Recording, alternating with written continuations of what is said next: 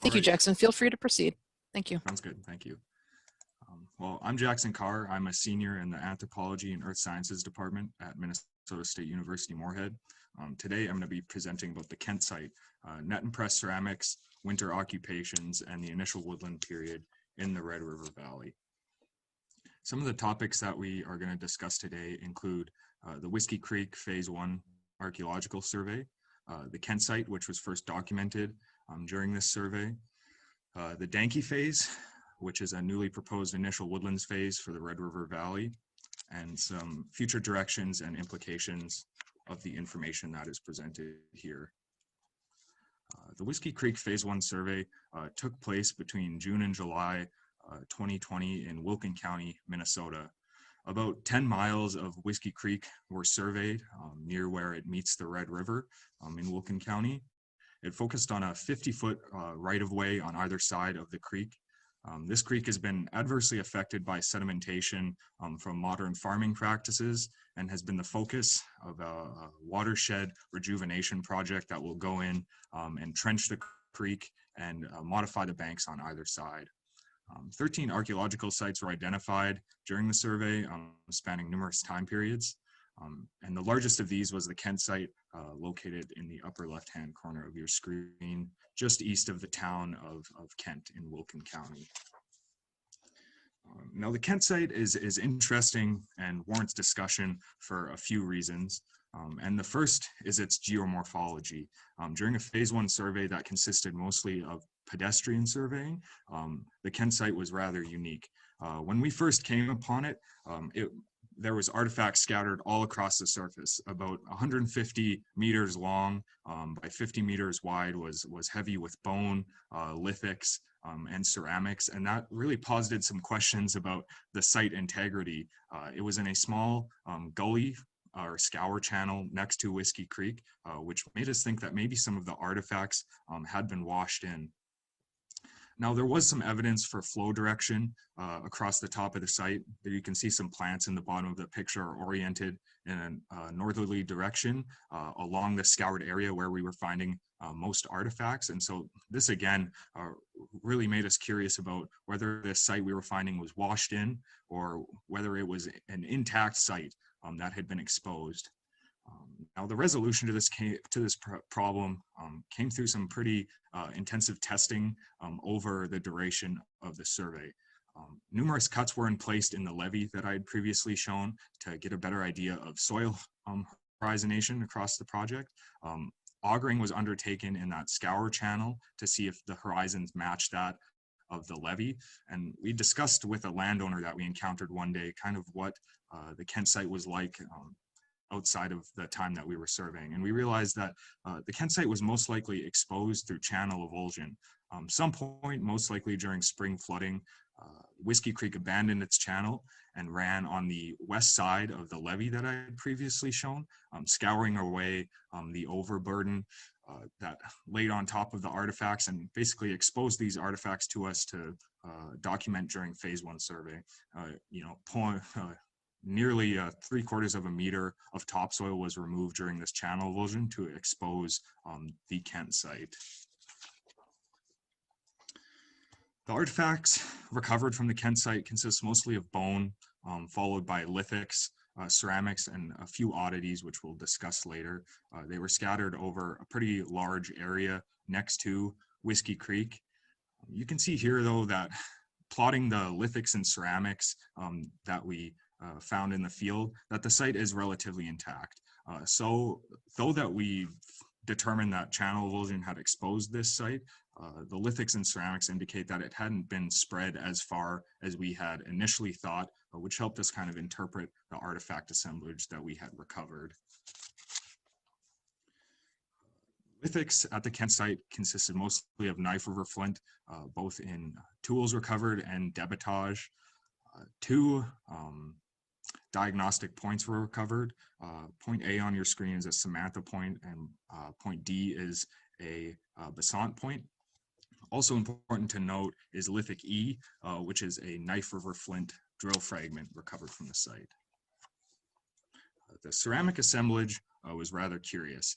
It consisted almost wholly of net and pressed ceramics, also known as Brainerd net impressed ware. Its average thickness, around 7 millimeters, is consistent with other sites in the Red River Valley where net impressed ceramics were found. And we know this is firmly associated with the Kent site because ceramics was recovered from a cut at the appropriate depth of the soil horizon that we determined to be the occupation layer. The fauna assemblage is again consistent in the Red River Valley, consisting mostly of bison remains. 69 specimens were identifiable, mostly teeth, though we did have axial skeletal elements, such as this third cervical vertebrae that was recovered mostly intact. Evidence for processing was scant. Lots of the bone was severely weathered, but we can see cut marks on some bone, as well as some burning. Now, a singular oddity was recovered during the survey of the Kent site. This is about a palm-sized sandstone or siltstone disc. And there's notching all the way around, and it's burned on one side. There were a couple ideas thrown around of exactly what this disc might be, what function it might have served.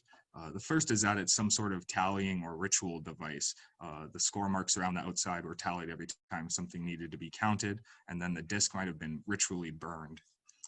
Another use for the tablet might have been that of a needle sharpener. So as you make needles out of bone, you can take the bone needle on the outside of this stone disc and then sharpen it as you go. Now, the artifact assemblage for the Kent site adds up to suggest something rather interesting in the Red River Valley, and that's a winter occupation.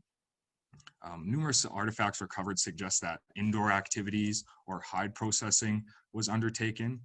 The Knife River Flint drill fragment that you see here was most likely used for some sort of bone working or hide processing. The stone disc, if it was used for needle sharpening, again indicates that some sort of hide processing or manufacturing was occurring, which may have well been an indoor activity undertaken in the winter. Axial skeletal elements are also present. I noted earlier this third cervical vertebrae that we recovered from the site. And this is a rather unique way to link this site to winter occupation. Other sites in the Red River Valley that are on bluff tops, so removed from rivers and exposed during the winter, generally tend to have lower limb bones, indicating that a bison was processed away from camp and choice cuts were brought back into camp. The presence of axial skeletal elements, though, may suggest that an entire bison was in camp, which might be something you only want to do if the bison is frozen and not actively decaying. The final component of the Kent site that may point to a winter occupation is its location on the landscape. We know from the GLO records that this site was wooded off the Red River. It's one of the few rivers that meets the Red River that is wooded off of it, which would have been a good resource for prehistoric peoples to use during the winter to stay warm. Also, its proximity to the river, and as you can see on the LiDAR map, it is lying in a relatively low-lying area, may have made it untenable to be here in the summer because the mosquitoes simply would have been too bad to have stayed for any long period of time. So the final component of the Kent site that helps us link it to the greater image of the cultural sequence of the Red River Valley is a radiocarbon date obtained from an unidentifiable bison long bone from the site. Now this was submitted to Beta Analytic, and it returned a date of 420 to 566 AD. And this almost posited more questions than it answered. We have the basalt points and the net and press ceramics, which may indicate an initial woodland site in the Red River Valley, but this later date kind of makes that determination a little bit harder. And this leads us to our discussion of the Denki phase. Now the Denki phase proposed here is an initial woodland phase ranging from about 500 BC to 500 AD. In the Red River Valley. It takes its name from the Denki-Ranki site located in the middle of the map, located at the juncture of the Red River and Cheyenne Rivers in North Dakota. Now, this phase is marked by net and pressed ceramics and horizontal cord ceramics that are consistent with Brainerd ware and LaSalle wares. The dates for these sites vary pretty widely, as I noted. We do have a pretty acceptable range in a few sites dating from about 500 BC to 250 AD. But then again, we do have some outliers such as the Kent site and the Bivouac site, which had artifacts consistent with other Denki phase sites, but later dates.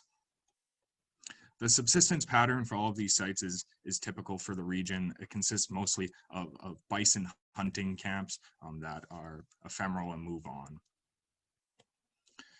The Denki phase, as it's proposed here, is ephemeral and adaptable. A lot of the sites that have been determined to be Denki phase eligible have one or two net impressed or horizontal chord marked sherds associated with a single radiocarbon date that allow us to kind of link these components together. And it's adaptable. You know, a 1,000-year phase can certainly be broken down. There may be some clues that suggest that horizontal chord mark ceramics are earlier in time compared to net impressed ceramics, which are later in time. So there's still some parts to work out with this phase. In conclusion, the Kent site is a rather important site to discuss for a few reasons. And the geomorphology is interesting to note just because it demonstrates that some small tests looking for these adjacent soil horizons can really help us determine if the artifact assemblage is intact and to what degree we can assess it for integrity. The artifact assemblage is important to discuss because it may point to winter occupations, which has not been adequately treated in the Red River Valley for the severity of the winters that we have. The Kent site also sparked new conversations about initial woodlands in the Red River Valley. The components like the ceramics and lithics that I talked about really suggest that it might be early in time, but the date that return kind of really allows us to grapple with what an initial woodlands phase in the valley may be. And this is where the Denki phase comes in. It's a preliminary phase, you know, it's 1,000 years, and hopefully it will be pared back or maybe even split up into two phases, you know, which really means it needs refinement as more data is gathered throughout the valley. But it demonstrates that there are components at sites that can be linked together, and clarification of the cultural sequence in the valley is possible. Finally, I'd just like to thank Professor George Hawley at MSUM for his assistance and guidance throughout this project. I'd also like to thank Minnesota State University Moorhead College of Science, Health, and the Environment grant funding for providing the means necessary to undertake the radiocarbon date from the Kent site.